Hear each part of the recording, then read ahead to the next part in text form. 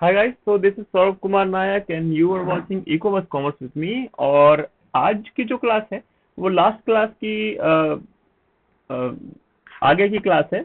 हमने आखिरी क्लास जो हमने करी थी उसमें हमने पढ़ा था बैंकिंग के बारे में और चैप्टर का नाम था बिजनेस सर्विसेज। ठीक है, तो बिजनेस सर्विसेज को आगे ले जाते हुए हम आज पढ़ने वाले हैं इंश्योरेंस।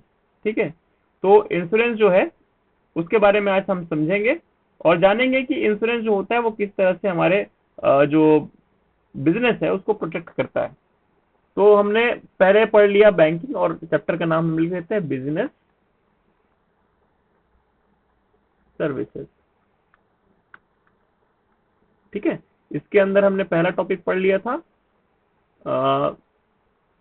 बैंकिंग का और आज हम पढ़ेंगे इंश्योरेंस का। ठीक है, तो इंश्योरेंस जो होता है ये क्या होता है ये सब लोग जानते हैं। इंश्योरेंस जैसे कि एक एग्जांपल अगर मैं दूं, एक व्यक्ति है और उस व्यक्ति ने अपना इंश्योरेंस कराया हुआ है। इसका मतलब ये है अगर इसकी किसी भी प्रकार से नुकसान होता है, फिजिकल नुकसान हो रहा है, अगर ये लाइफ इंश्योरेंस का केस है तो इससे हम सब लोग अवेयर हैं कि इसको क्या होगा, इसके फैमिली वालों को लमसम अमाउंट पे होता है। क्या अमाउंट पे होता है? Sum amount, sum assured amount पे होता है।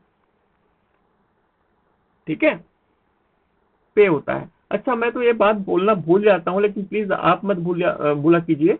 लाइक कर दीजिए, सब्सक्राइब कर दीजिए और प्लीज शेयर कीजिएगा अगर आपको लगता है कि ये हमारा काम अच्छा है और आगे लोगों तक भी पहुंचे।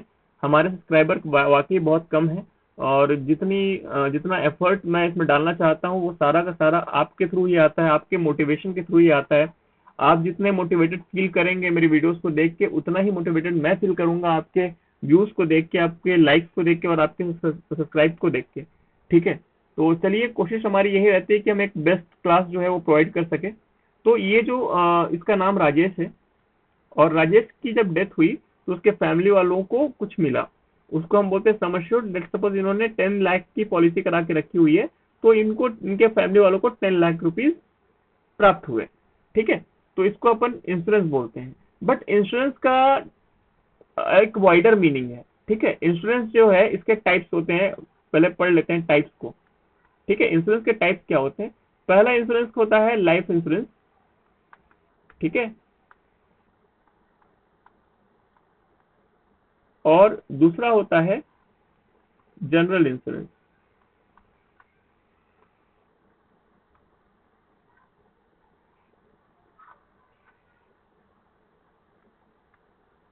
ठीक है, जनरल इंश्योरेंस के अंदर में भी टाइप्स होते हैं। पहला होता है फायर इंश्योरेंस, दूसरा होता है मरीन इंश्योरेंस, है ना, तीसरा होता है हेल्थ इंश्योरेंस और चौथा इंश्योरेंस जो होता है वो बाकी इंश्योरेंस के लिए कवर्ड है। ठीक है, अब अदर इंश्योरेंस मतलब जैसे कि आपने प्रधानमंत्री कृषि बीमा योजना, तो इसमें बोलते हैं क्रॉप इंश्योरेंस। ठीक है, पशुधन बीमा योजना तो कैटल। ठीक है, और आप अपने गाड़ियों का बीमा कराते हैं तो मोटर इंश्योरेंस, है ना, मोटर या कार इंश्योरेंस, व्हीकल इंश्योरेंस, ये सारी चीजें जो आती है इसके अंदर आ जाती है। तो ये बहुत सारी इंश्योरेंस इसके अंदर कवर होते हैं। चलिए आगे चलते हैं। हम पहले तो समझते हैं कि इसके प्रिंसिपल क्या होते हैं। पहले इसके प्रिंसिपल को समझेंगे, प्रिंसिपल्स को समझेंगे। ठीक है, तो चलिए क्लास को शुरू करते हैं। प्लीज लाइक कर दीजिएगा और श्री राम का नाम लेते हुए अगला जो स्लाइड है उसको हम आ रहे हैं। ठीक है, चलिए आगे कर। इस पे बढ़ते वक्त एक और चीज है, जब भी आप पढ़ाई करें तो ये समझ के पढ़े कि हम लोग एक तरह से रिवीजन कर रहे हैं।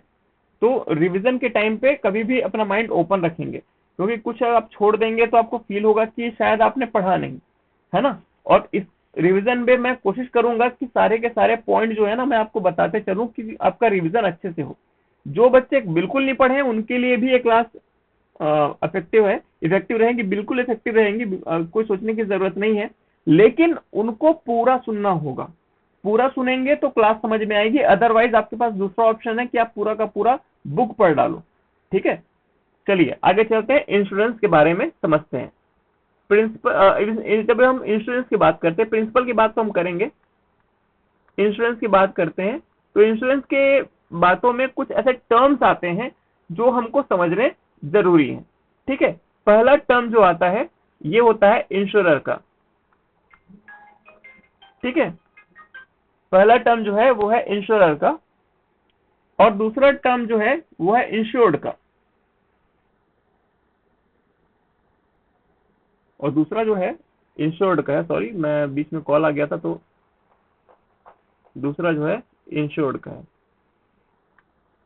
और तीसरा टर्म जो आता है सम अश्योर्ड का आता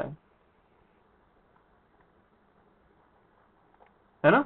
और चौथा टर्म आपने सुना होगा प्रीमियम। टर्म्स टर्म्स बोलने का मतलब जो लैंग्वेज यूज होती है यहाँ पे उसकी बात हम लोग कर रहे हैं, प्रीमियम आता है। और पांचवा टर्म तो आपने सुना होगा पॉलिसी। ठीक है, तो ये पांच टर्म हम बेसिक समझ लेते हैं।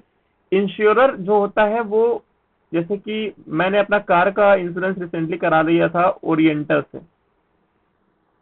है ना। तो ये ओरिएंटल इंश्योरेंस कंपनी जो है ये मेरी इंश्योरर है, जिसने मुझे इंश्योर किया हुआ है। ठीक है, और इंश्योर्ड क्या है, इंश्योर्ड मेरी ऑल्टो की कार है, ऑल्टो 800 की मेरी कार है। सर आप ऑल्टो 800 चलाते हैं? हाँ सर, गरीबी है, क्या करोगे, वैसे अच्छी कार है।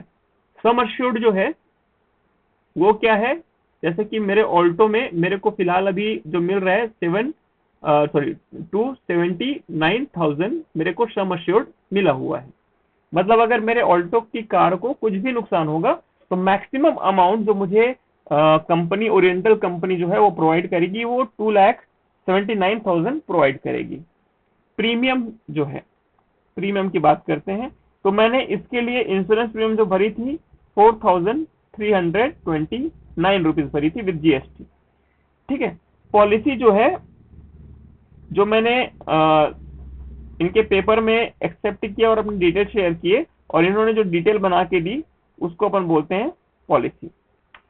तो ये टर्म्स हैं जो आपको समझने जरूरी है। ठीक है, इंश्योरर कौन होता है, कंपनी होती है। इंश्योर्ड कौन होता है, जिस चीज का इंश्योरेंस हुआ है। लाइफ इंश्योरेंस के केस में इंसान का नाम, मतलब जो इंसान रहता है वो इंश्योर्ड रहता है। सम अश्योर्ड मतलब जितना आपको पेमेंट होगा in case of your loss. और प्रीमियम बोलने का मतलब, इस केस में तो मुझे वन टाइम प्रीमियम लगा, लेकिन लाइफ इंश्योरेंस के केस में मुझे हर महीने प्रीमियम या फिर हर 3 महीने में या साल में एक बार जो बड़ा अमाउंट होता है प्रीमियम देना पड़ता है। ठीक है, चलिए अब बात करते हैं प्रिंसिपल्स की। किसकी बात करेंगे, प्रिंसिपल्स की, प्रिंसिपल्स ऑफ इंश्योरेंस। तो इसमें पहला जो प्रिंसिपल आता है, पहला जो प्रिंसिपल आता है वो है अटमोस्ट गुड फेथ का। ये प्रिंसिपल जो है, सॉरी फेथ की स्पेलिंग मैंने गलत लिख दी, तो FAITH, फेथ लिख दिया था मैंने, फेथ। ठीक है,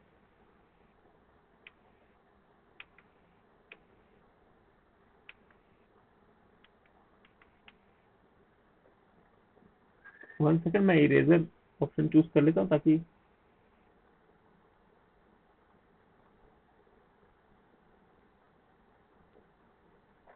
ठीक है,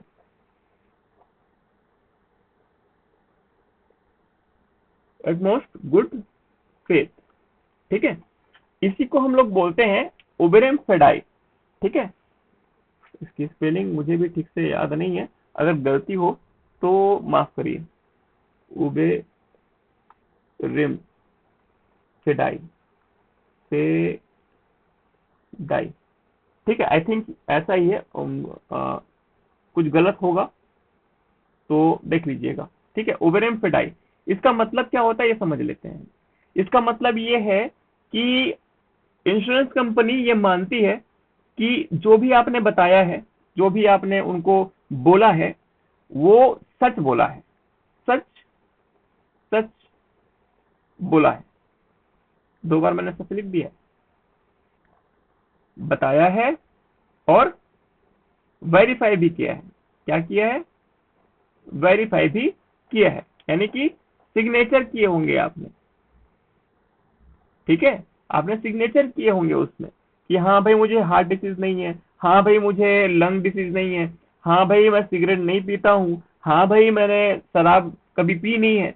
ये सारी चीज आप वेरीफाई करते हैं, उसके अकॉर्डिंग आपका प्रीमियम डिसाइड होता है और इंश्योरेंस कंपनी मान लेता है कि आपने सच बोला है। अब इन केस एक राकेश नाम का लड़का है, राकेश नाम का लड़का है, ये सिगरेट बहुत पीता है, स्मोकिंग बहुत करता है, फू फू करते रहता है, फू फू करते रहता है। ठीक है, इसका धुआं बना देते हैं हम। तो ये जो है ये फू फू कर रहा है और इसका जो लंग डिसीज है, इसके कारण इसकी डेथ हो जाती है। लेकिन इंश्योरेंस कंपनी वाले को इसने झूठ बोला था। क्या बोला था? झूठ बोला था। तो जब झूठ बोलेगा तो इसको इंश्योरेंस का अमाउंट जो है नहीं मिलेगा, इसको इंश्योरेंस का अमाउंट नहीं मिलेगा। यही इसका प्रिंसिपल है और इसको हम बोलते हैं अटमोस्ट गुड फेथ, यानी कि ओबेरम फेडाई। ठीक है, चलिए बी करते हैं।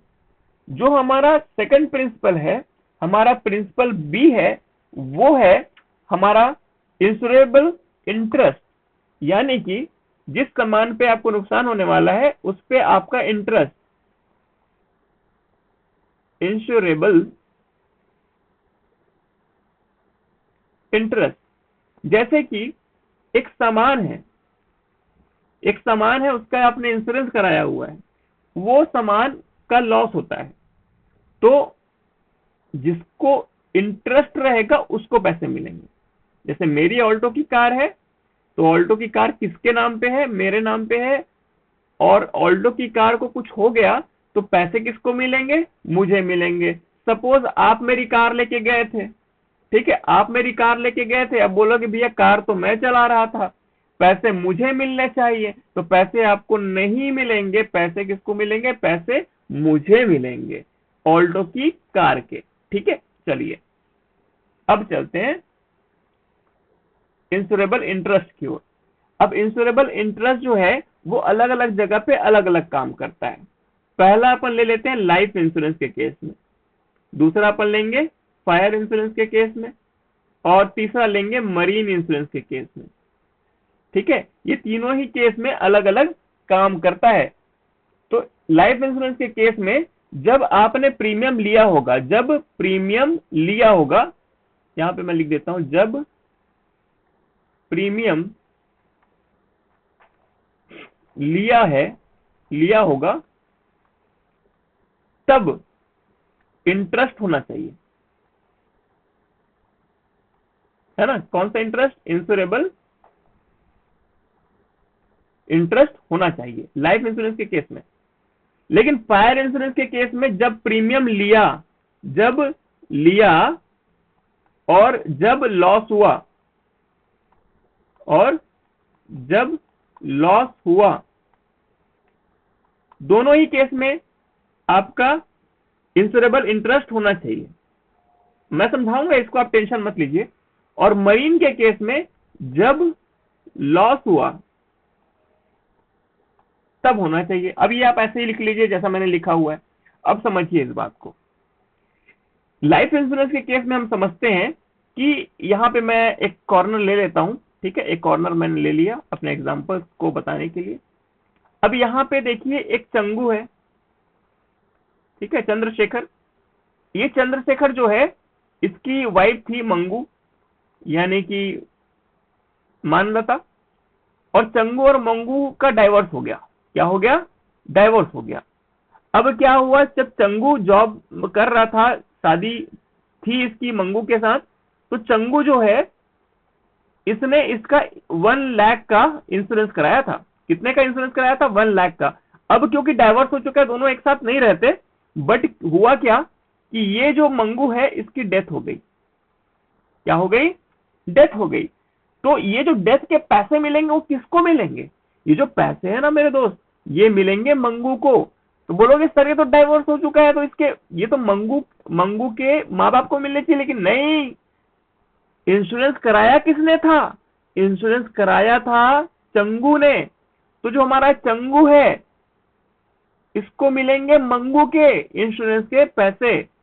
आई बात समझ में? ठीक है, बिल्कुल। अब फायर इंश्योरेंस की बात करते हैं। तो फायर इंश्योरेंस के केस में क्या होता है, एक घर है उस पे आग लगी, एक घर है उस पे आग लगी, अरे नहीं नहीं, डाइवोर्स वाली आग नहीं, सच्ची वाली आग लगी, सच्ची वाली आग लगी, ब्लास्ट हो गया, कुछ हो गया, सच्ची वाली आग लगी। अब उस घर का फायर इंश्योरेंस होके रखा हुआ था या उस कंपनी का फायर इंश्योरेंस होके रखा हुआ था। तो जब इंश्योरेंस लिया गया था, इंश्योरेंस जब लिया गया था, प्रीमियम पर साइन जब किए गए थे, और जब ये लॉस हुआ, दोनों ही समय पर आपका क्या होना चाहिए? इंश्योरेबल इंटरेस्ट होना चाहिए। सर समझ में नहीं आया मुझे। एक मान के चलो राजेश की कंपनी है, किसकी?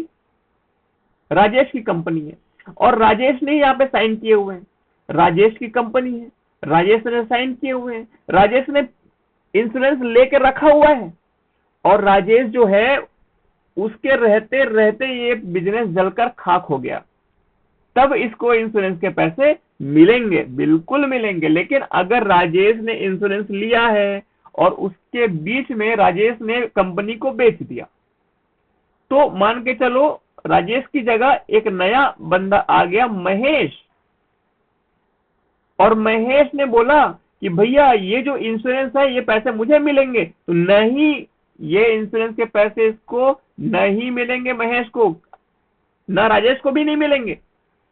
इस इंश्योरेंस का एक खासियत है, जब प्रीमियम लिया और जब ये लॉस हुआ, दोनों समय पे एक ही इंश्योरेबल इंटरेस्ट वाला आदमी होना चाहिए।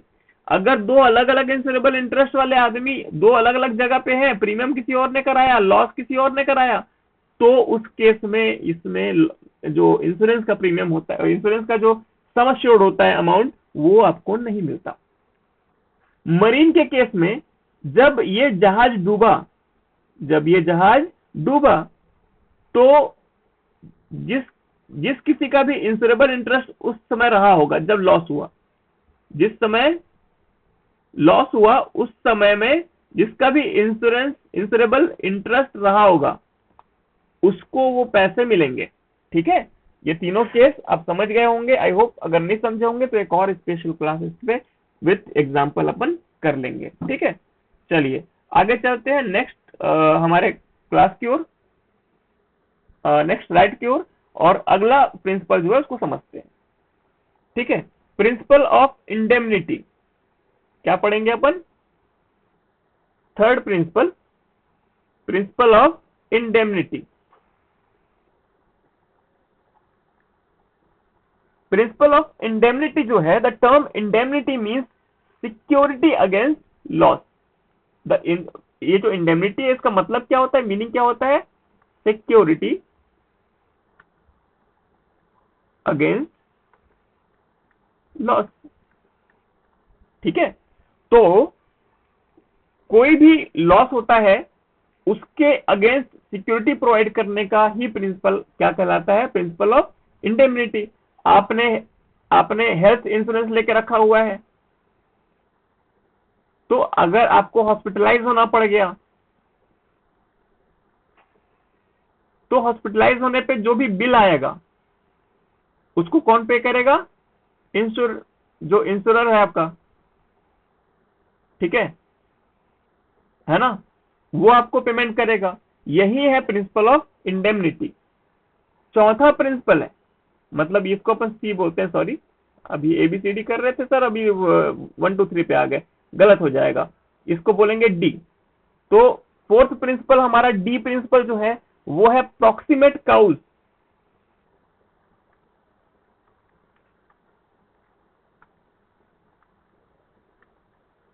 जब प्रॉक्सिमेट काउज की बात आती है ना, काउज, CAUSE काउज, तो ये जो काउज की बात आती है ना, इसका मतलब होता है कि कुछ नियम होते हैं, कुछ नियम होते हैं। जब इंश्योरेंस कराए जाते हैं ना, तो कुछ रूल्स बताए जाते हैं कि भाई ऐसा नुकसान होगा तब हम पे करेंगे, ऐसे होगा तो हम नहीं करेंगे। इसका बेहतरीन एग्जांपल मैंने पहले वाले रूल पे दे दिया था। और पहले वाले रूल पे हमारा साफ साफ बात था कि भैया अगर आपने उबेरेमफेडाइव फॉलो नहीं किया, आपने, आपको हार्ट डिसीज थी, आपने बताया नहीं, तो आपको पैसे नहीं मिलेंगे। वैसे ही केस होता है मरीन के केस में। प्रॉक्सिमेट काउज जो होता है मरीन के केस में। अब ये पेरिस की बात आती है। यहाँ पे दो तरह के लॉस होते हैं, दो तरह के लॉस होते हैं। एक जहाज जा रहा है, एक जहाज जा रहा है। अब इस पे ना कुछ सामान रखा होगा ऐसे ऐसे, और कुछ सामान रखा होगा ऐसे ऐसे। अब मैं बोल रहा हूं ये राउंड राउंड जो रखा है इसका इंश्योरेंस हुआ है, और ये जो ट्रायंगल बना हुआ है इसका इंश्योरेंस नहीं हुआ है, तो इट इज अनइंश्योर्ड। ठीक है, ये दो तरह की चीजें होती है। पहला होता है इंश्योर्ड गुड्स, दूसरा होता है अनइंश्योर्ड गुड्स। इसको इंश्योर्ड पेरिस भी बोल दिया जाता है, और इसको अनइंश्योर्ड पेरिस बोला जाता है। अब ये जो है देखिए, इंश्योर्ड पेरिस जो है और अनइंश्योर्ड पेरिस जो है, इन दोनों ही चीजों में आपको मिलेगा पैसा जब आप रूल्स के अकॉर्डिंग काम करेंगे। अब एक जहाज है, इसमें एक चूहा घुस गया और चूहे ने जहाज की लकड़ी को खाया, जिससे जहाज अंदर और पानी ऊपर। ठीक है, जहाज के ऊपर पानी और सामान आपका पानी पे तैर रहा है।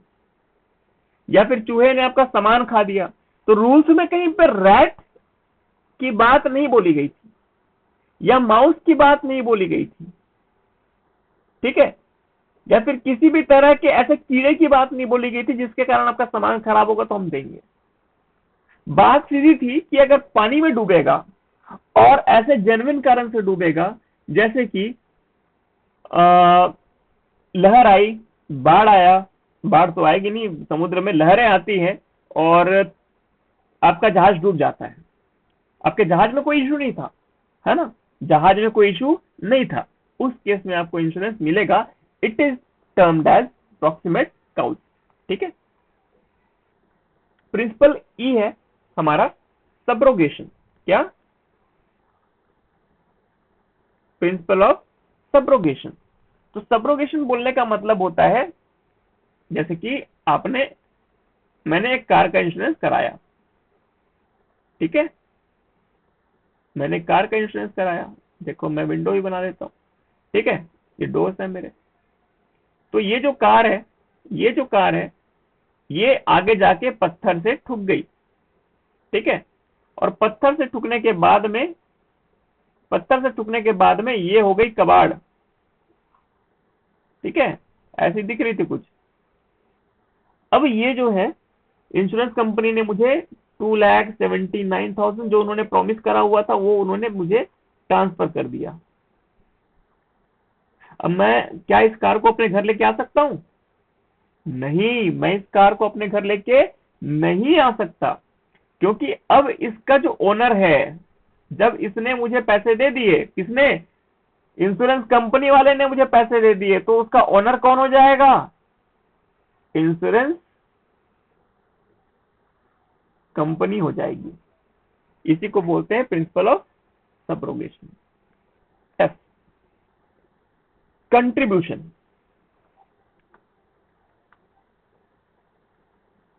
बहुत बड़े बड़े कंपनियां रहती हैं दोस्त, बहुत बड़ी बड़ी फैक्ट्रियां रहती है। तो एक फैक्ट्री अपन ले लेते हैं। अब इस फैक्ट्री जो है, फैक्ट्री में 1,000 करोड़ का इंश्योरेंस होना था या 10,000 करोड़ का इंश्योरेंस होना था। ठीक है, अब इतना बड़ा इंश्योरेंस जो है कोई एक इंश्योरेंस कंपनी लेना नहीं चाहती, तो यहाँ पे दो से ज्यादा इंश्योरेंस कंपनियां हैं जिन्होंने ये अमाउंट डिवाइड कर लिया। इन्होंने 4,000 का लिया, इसने भी 4,000 का लिया, इसने 2,000 का लिया। ठीक है, तो 10,000 करोड़ का इंश्योरेंस, किसी ने 4,000 करोड़, और किसी ने 2000 करोड़ का इंश्योरेंस किया, अलग अलग इंश्योरेंस कंपनी, ये ओरिएंटल है, ये XYZ इन कंपनी है, ये जेड प्लस इंश्योरेंस कंपनी है। तो कहने का मतलब है कि ये 3 कंपनी ने मिलकर इंश्योरेंस किया, और जब इसको नुकसान होगा तीनों मिलके इसको 10,000 पे करेंगे। It is the principle of contribution. ठीक है,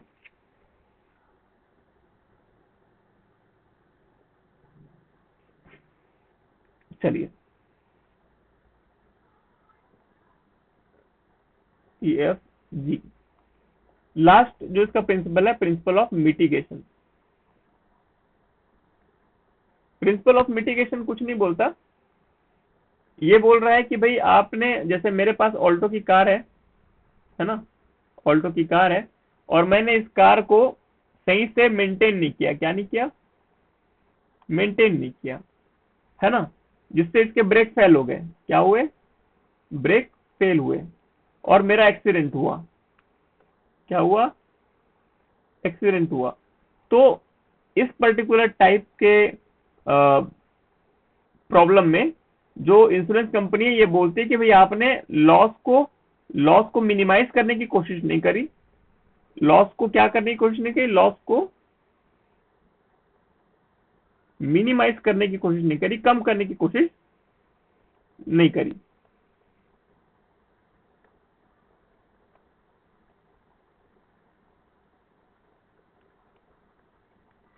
ठीक है, तो इस केस में क्या होता है, आपको